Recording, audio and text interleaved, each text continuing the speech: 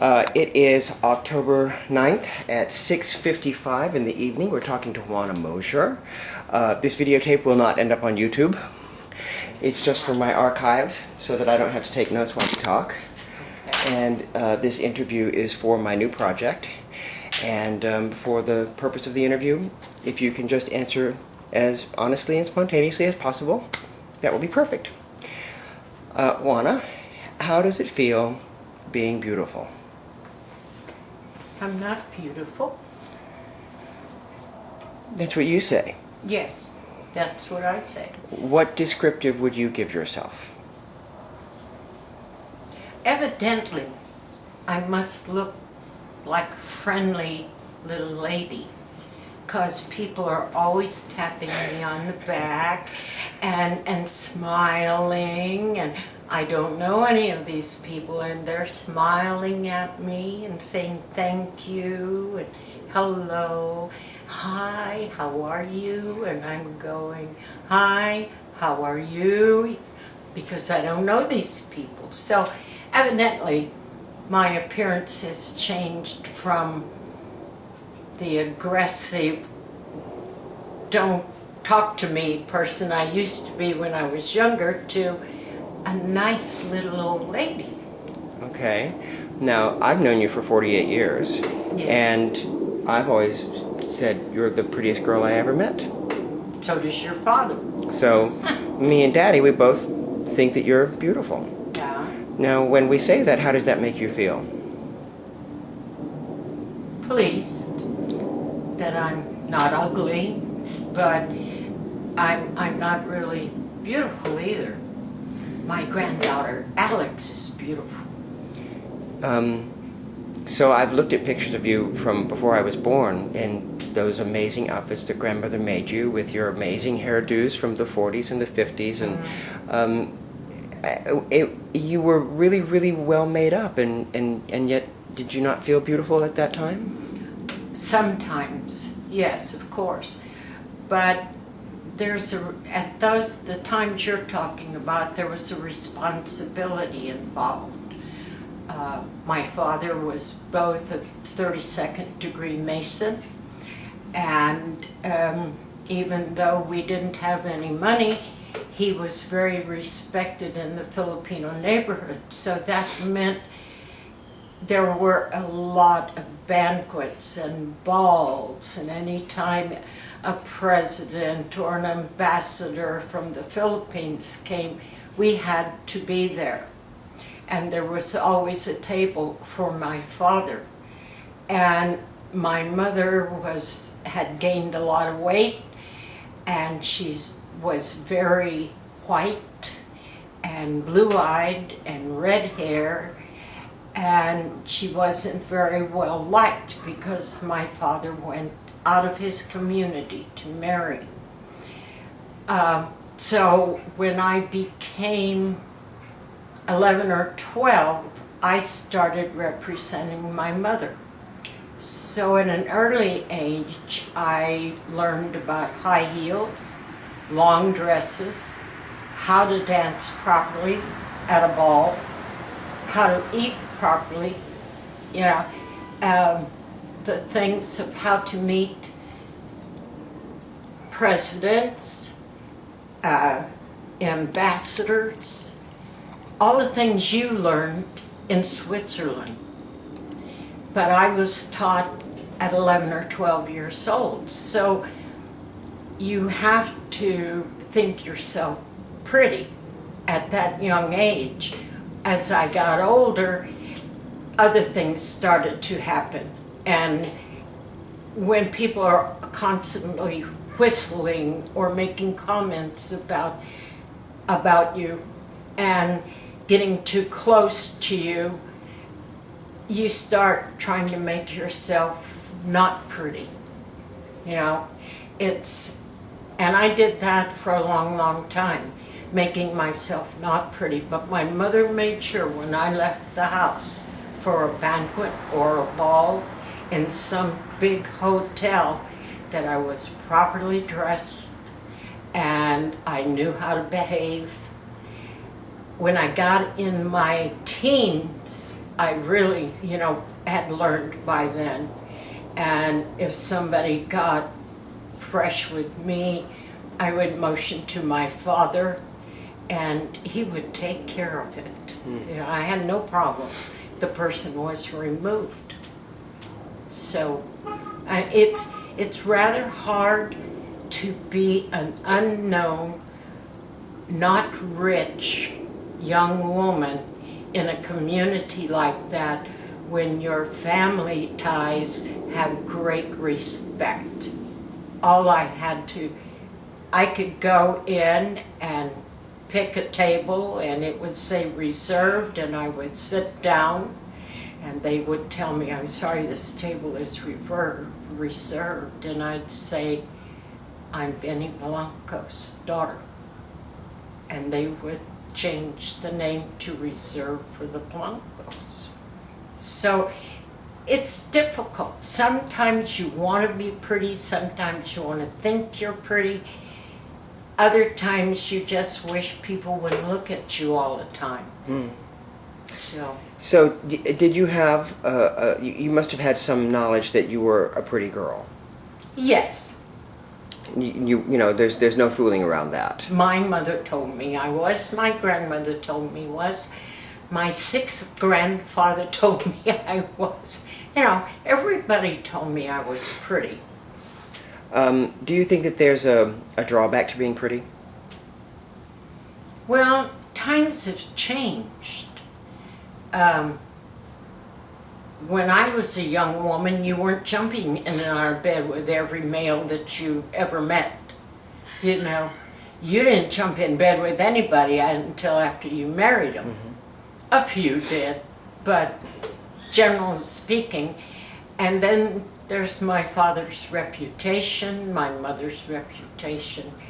My grandmother even had one, even though she left that community years ago. But there's a manner in which you must behave.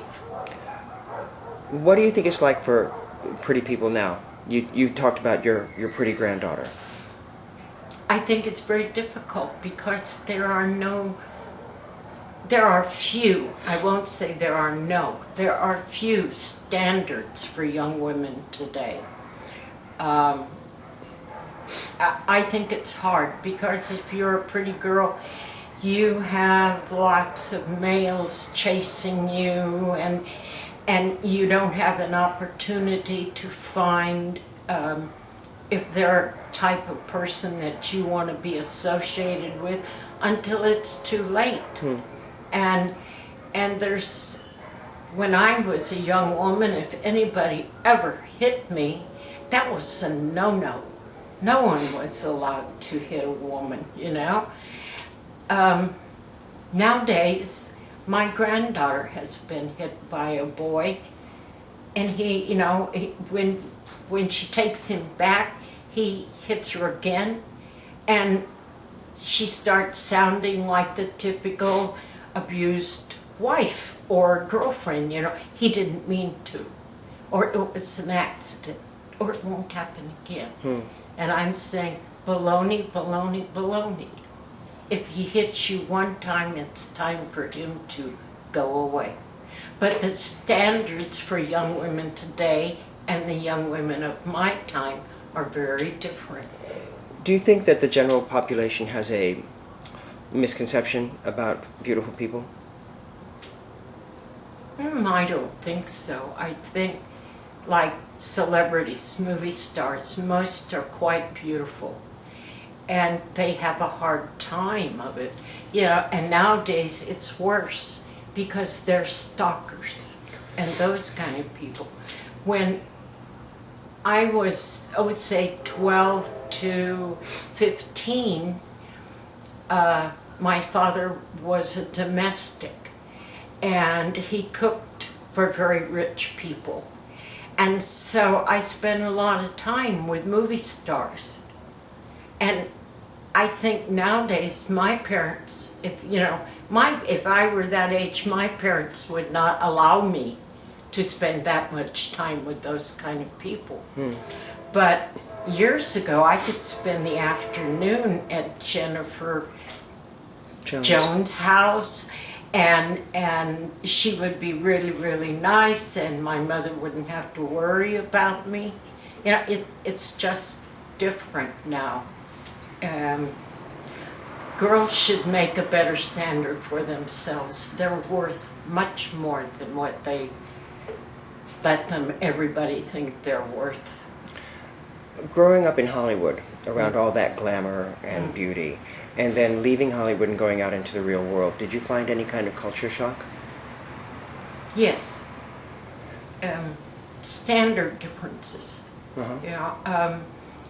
But I was lucky because I was married when I left that. It was quite different. I came to South Texas, and there, you know, the colored only and the back of the bus type thing had passed. Well, it was in the movement of passing.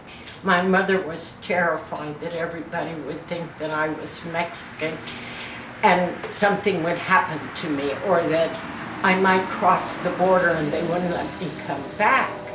But I had passports, I had mine. And besides, when they questioned my nationality, immediately they knew what I was, and not to question me again, you know, so. I forgot where I was going with this. I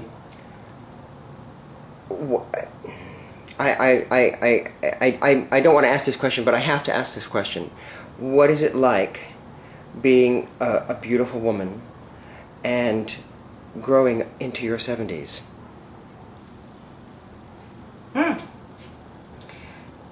It's just the same. I don't know. People are different. Some people don't take care of themselves and they feel old and they act old, and I don't feel old inside my body. I go out here and I made them pick up the basketball backboard, and I wanted to shoot baskets and I couldn't reach the basket, and I thought, oh lady, what's wrong with you? And your father says, you're not 40 anymore. I said, that shouldn't stop it. I feel fine.